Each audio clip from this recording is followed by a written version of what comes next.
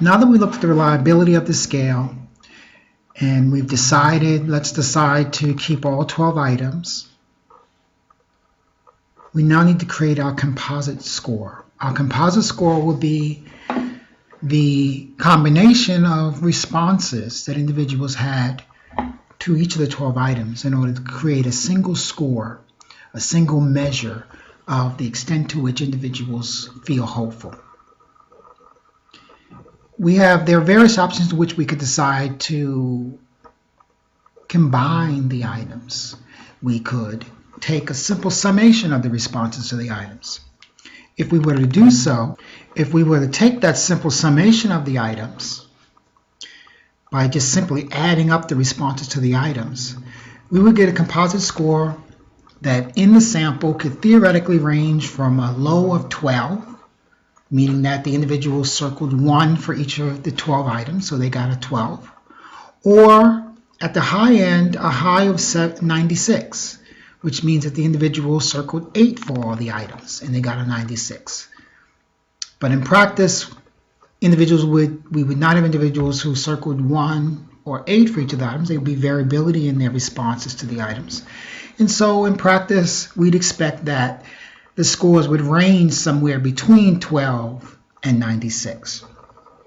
That simple summation would give us a lot of variability in the responses. There's a large range between 12 and 96, so there's naturally a lot of variability in the responses.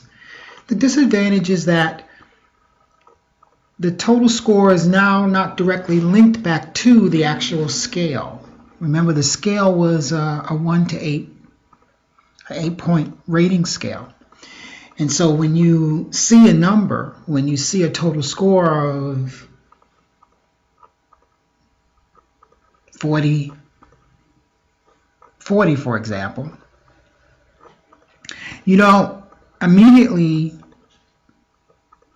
able to translate that back into, okay, well, what did that mean in terms of individuals' responses on this scale to the measure? You just know that a 40 means that the individual they were more hopeful than a person who got a 25, right? So to me, that's somewhat of a disadvantage in terms of having an immediate ability to interpret what a score means without having to just sort of say, okay, well, this means more of. Another thing you could do is just take the average of people's responses to the items. In that case, if you took the average of people's responses to the items, then the composite score would now range from 1 to 8. This, for me, maintains a linkage back to the original scale. So now if a person got a 7, you could immediately say that, well, in general, their responses were around that 7th point on the rating scale. The disadvantage, obviously, is that you actually have a much larger, or you have a smaller amount of variability inherently, because now the composite scores only can range from 1 to 8, as opposed to with the addition, with adding up or summing up the items, it could range from 12 to 96. In both cases, a high score is going to still have the same meaning. It's going to mean that a person is more hopeful. It's just that with the averaging of that, the highest score you can get is only 8, whereas in the summation, the highest score you get is 96. So there's a larger range. And if your concern is to maximize the amount of variability in the scores to potentially increase the sensitivity of the measure when you're looking at relationships or even differences, then it probably would be more advantageous to just sum up the items as opposed to getting the average as a way of creating the composite score. So now let's create the composite score. We're going to go ahead and get the summation. We're going to sum up the items to get the composite score. In order to create that summation, we're going to go to transform, and now we're going to use the compute variable command.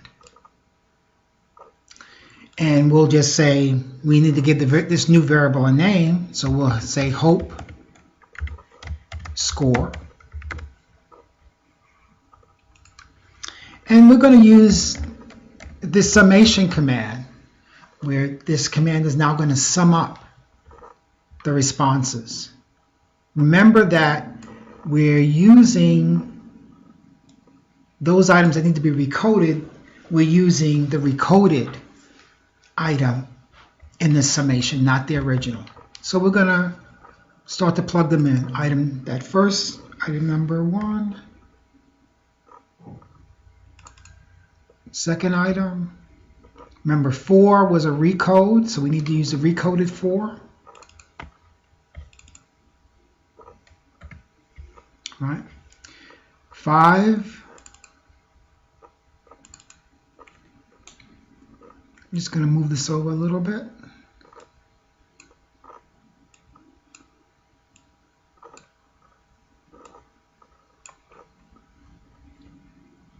So 5. 6, remember, 6 was a recode, so we need to use a recoded 6. And then you get the idea. I'm going to finish this up. You don't need to see me do this, but you'll see that what I'm doing is adding each of the items to the summation, separating the items with a comma, and then I'm going to execute this command in order to get the total composite score. So now you see here that my summation command includes all of the items that are going to be used for the composite. Keeping in mind here that what this command will do as it is presented is that if an individual happens to be missing one item out of these 12 items, that individual will not be included in this calculation. They will be deleted from the calculation of the total score. The same thing that was done with the reliability analysis, where if a person was missing one item, at least one, they had to have a complete set of responses to all of the 12 items in order to be included in the analysis. So we'll execute this command. And if we go to our data set again, we'll see we have a brand new variable, our hope variable. We can now look at the distribution of that variable,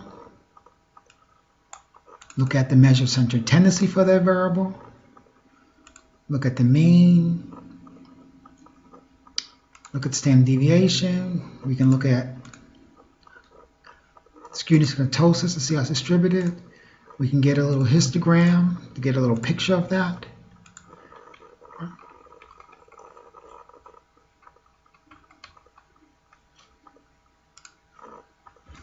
So that's a little picture of our variable, the distribution of the variable. On average, people got a 68.65, standard deviation of 10.83, and there were 207 individuals who provided data for this analysis.